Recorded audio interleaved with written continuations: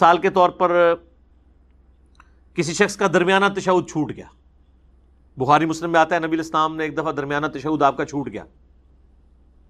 تو آپ نے اینڈ پہ صاحب کے 2 سجدے کیے، بلکہ سنن ابی داؤد میں، ترمذی میں حدیث ہے اگر درمیان والا تشہد کسی کا چھوٹ گیا اور وہ قیام میں چلا گیا تو آپ واپس تشہد میں نہ آئے، بس وہ نماز پوری کرے، اینڈ پہ 2 سجدے کر لیں۔ حنفی کہتے ہیں واپس آیا تو نماز ٹوٹ جائے گی، یہ کوئی نہیں ہے حدیث کے اندر، نماز نہیں ٹوٹتی، نماز بڑی مضبوط شے ہے۔ وہ کہتے ہیں اس لیے کہ وہ فرض کو چھوڑ کے دوبارہ واجب کی طرف آیا۔ سر وہ فرض کو چھوڑ کے واجب کی طرف نہیں آیا، وہ چھوٹے ہوئے واجب کو پکڑنے کے لیے آیا، فرض میں دوبارہ واپس آئے گا، صبر کرو، یہ نہیں ہے کہ تو ناس جائے گا، تیسری رکعت فرض ہی واپس آئے گا۔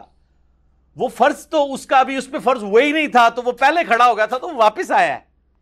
ہاں یہ ہے کہ نبی علیہ السلام نے اس سے منع کیا ہے، لیکن آپ نے یہ نہیں فرمایا کہ اگر کوئی کر لے گا تو۔ اسی لیے جب کبھی نماز پڑھا رہے ہو نا تو آپ اگر درمیانی سٹیج میں ہو نا اور آپ کو احساس ہو جائے تو واپس آ جائے، لیکن آپ بالکل کھڑے ہو گئے واپس نہ آئے۔ لیکن یہاں پہ کیا ہوتا ہے، وہ کھڑا بھی ہو جائے نا، مقتدی پیچھے سے زور لگا رہے ہوتے ہیں، سبحان اللہ اللہ اکبر کہہ کے واپس ہی آ جائے گی صورت۔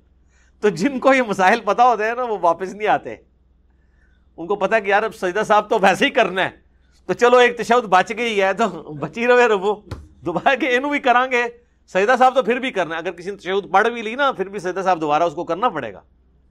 مسئلہ 92 میرا ڈیٹیل کے ساتھ ریکارڈڈ ہے سجدہ صاحب کے اوپر، آلموسٹ یہ ساری باتیں میں نے اس میں بھی ڈسکس کی تھی۔ تو اگر درمیان والا تشہد رہ گیا آپ کا تو آپ سجدہ صاحب کریں گے تو آپ کی نماز ہو جائے گی۔ اسی طریقے سے رکعتوں کی تعداد میں شک ہو گیا، دوسرا موقع ایسا ہو سکتا ہے، اور رکعتوں کی تعداد میں شک ہے تو آپ کم کی طرف جائیں۔ 3 اور 4 میں شک ہے آپ کے، میں نے 3 ہی پڑھی ہیں تو 3 تو پڑھی ہی ہوں گی، اور آپ ایک اور رکعت پڑھیں اس کو پورا کرنے کے لیے اور اینڈ پہ صاحب کے 2 سجدے کریں تو آپ کی نماز ہو جائے گی۔ تیسرا موقع کہ آپ نے نماز جو ہے وہ رکعتیں کم پڑھی اور بعد میں پتہ چلا کہ یار وہ تو میں تو امام کے ساتھ دوسری رکعت میں ملا تھا اور میری ایک رکعت تو رہتی تھی، میں تو ساتھ اسلام پھیر دیے، کوئی مسئلہ نہیں، آپ بعد میں جا کے ایون سنتے بھی پڑھ چکے ہیں، وضو بھی ٹوٹ گیا، دوبارہ وضو کریں اور ایک رکعت جو رہ گئی تھی وہ پڑھیں اور سجدہ صاحب کے 2 سجدے نکال لیں تو آپ کی نماز درست ہو جائے گی۔ اسی طریقے سے کسی کو خیال آیا کہ یار میں نے تو زیادہ رکعتیں پڑھ لی ہیں، یہ ویسے بہت کم ہوگا، لیکن ظاہر ایک آپشن تو موجود ہے کہ ایک بندے نے مغرب کی 3 کی بجائے 4 رکعتیں پڑھ لی ہیں تو سجدہ صاحب کر لیں، اس کی نماز درست ہے۔ اسی طریقے سے 5واں ایک آپشن ہو سکتا ہے، سجدوں کی تعداد بھول گئے،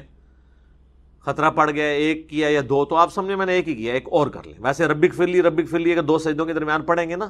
اور ایون یہ فقہ حنفی میں بار شریعت میں بھی یہ وظیفہ لکھا ہوا ہے، لیکن حنفیوں کو پتہ ہی نہیں ہے۔ اگر یہ ان کو پتہ ہوتا جلسے میں یہ پڑھنا تو وہ کبھی بھی دوسرا سجدہ نہ بھولتے، تو آپ سجدہ صاحب کر لیں۔ چھٹا ایک موقع ہے کہ سرن نماز تھی، آپ نے اونچی آواز سے قرات شروع کر دی، یہ ہو جاتا ہے بعض اوقات کہ زور میں شروع کر دی اونچی آواز میں تو پیچھے سے لوگ لقمہ دیتے ہیں۔ اچھا لقمہ دینے کا بھی طریقہ ہے، اس پہ میرا یوٹیوب پہ کلپ ہے، بخاری مسلم میں حدیث ہے کہ مرد سبحان اللہ کہہ کے لقمہ دیں گے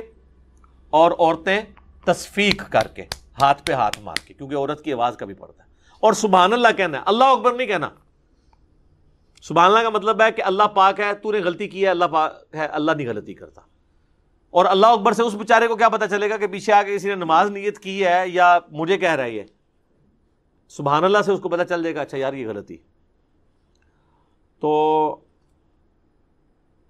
سرن نماز کو جہرن پڑھ دیا، جہرن کو سرن پڑھا، تھوڑا بہت پڑھا گیا تو خیر ہے، لیکن اگر ذرا لمبا پڑھ لیا